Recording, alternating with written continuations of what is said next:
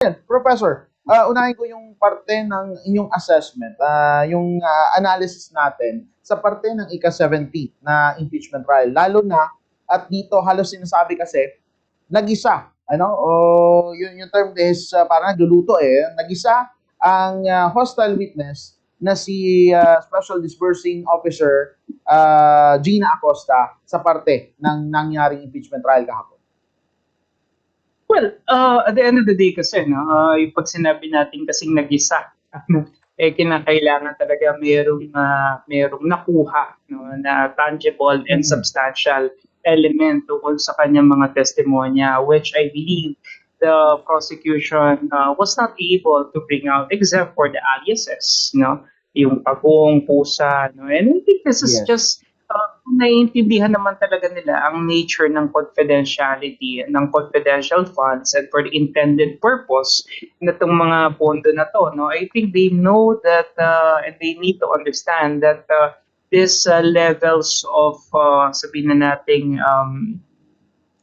confidentiality, no, is definitely needed, no. Ang maliwanag lang kasi rito at sana maintindihan natin din is that yung tinanong yung witness, no, si Ms. Gina Acosta, if there's anything irregular or if they feel that there is anything illegal at this point, no, during the time that they were dispersing the funds, she might mention that there's none. And I think this is really the reason why the prosecution and even some senator judges resorted to grandstanding, no, because they felt frustrated, no, na hindi nila nakukuha yung gusto nilang sagot doon sa witness, which to me is hindi kasalanan ng witness, no? Kasi if you're really a litigant and if you're a good litigant on the part of the prosecution, they must be able to extract that from their witness. After all, they were the ones who subpoenaed and who called this witness to testify.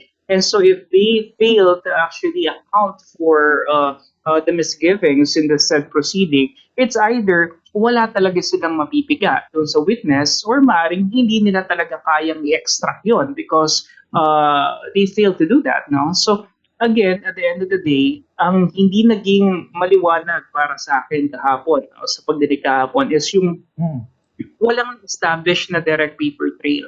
Hindi na-establish na ang nakinabang, nagpayaman, nagpasasa doon sa pondo ng bayan ay yung Vice President. No? Kasi that's exactly what this impeachment is trying to point out here. No? The people under her are saying that there is nothing irregular. And again, the prosecution also failed to ascertain na nakinabang yung ating ikalawang Pangulo dito sa pera na to, no? So, yun yung yun yung mga maliwanag na nangyari kahapon. Kaya nga, napikon na lang itong si Rafi Tulfo, no, to the point na he gave some derogatory remarks to the witness. I think that, naintindihan naman natin, I think he's really frustrated because of the much money, effort, resources that they're putting in this impeachment, wala silang napapalat, wala silang nakukuha, talaga naman nakakainit ng ulo.